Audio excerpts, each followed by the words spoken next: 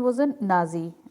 All the German were not Nazi. They many organized active resistance to Nazism, braving police repression and death. Okay, some of the people, they organized movements against Nazi practices, and they resisted also.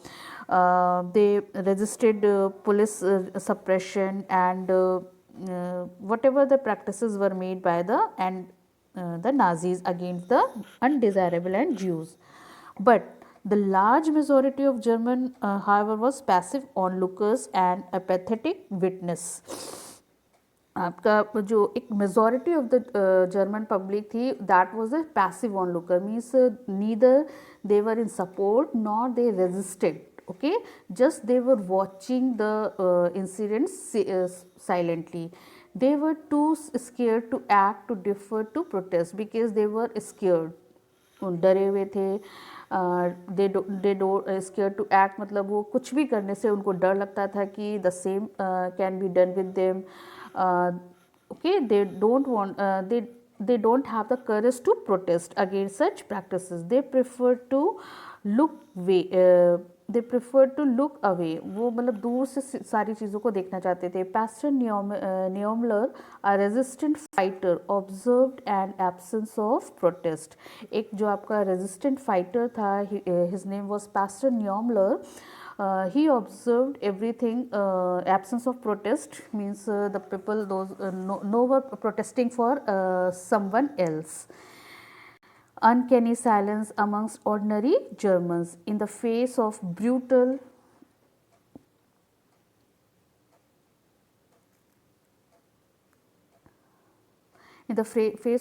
and organized crimes committed against people in the Nazi empire. And he wrote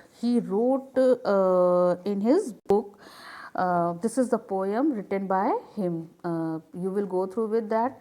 Means इसका मैं आपको simply बता देती हूँ कि whenever the Nazis were coming to any locality for killing undesirable, either the communists or the social democrats or the trade unionists or Jews, so the person was saying nothing. Okay, and he was not saying nothing, and when they came for Jews, so he did little, थोड़ा सा उसने effort किया, but he did not resisted strongly. And finally it was the day when the Nazis came for that person.